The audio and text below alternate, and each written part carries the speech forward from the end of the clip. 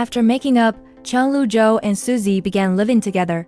From that point on, every day they spent together became a challenge to Chen Zhou's self-control.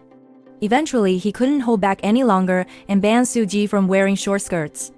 Because every time Suzy showed up in a short skirt, they would end up wrapped around each other on the sofa for hours.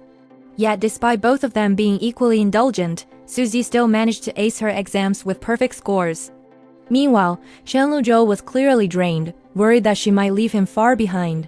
He had always been someone who overthought everything. Now, he felt even more uncertain.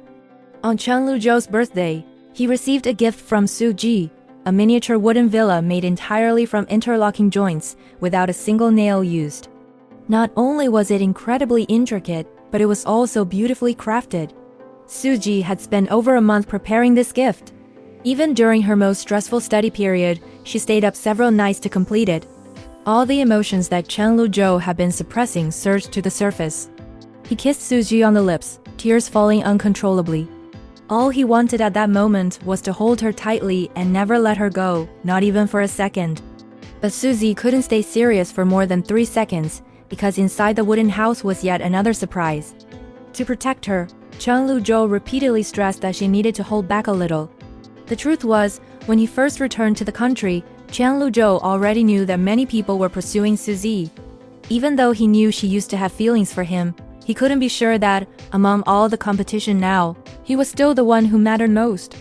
Especially when he saw Dancy show up at the university looking for Suzy, and he happened to witness it. Suzy's jealousy toward that guy left Chen Zhou both frustrated and helpless. Frustrated because she didn't seem to understand him, and helpless because he knew it was because she cared. Chen Zhou understood his own little insecurities all too well, but now he wasn't even sure whether Suzy truly loved him, or if she was just drawn to his looks. But to Suzy, his looks were part of who he was. She couldn't figure out why he was being so dramatic. No matter how fired up Chen Zhou got, Suzy always had him wrapped around her finger. Even when he had made up his mind to leave, he would always come back. He might say harsh things like, "From now on, we're just strangers." But once he saw Suzy's love confession message, he ended up defeating himself and falling apart completely. Only then did he truly realize that the nickname Little Puppy Chen wasn't just a joke. As long as Suzy gave him a little bit of sweetness, Chen Zhou would be willing to give her everything.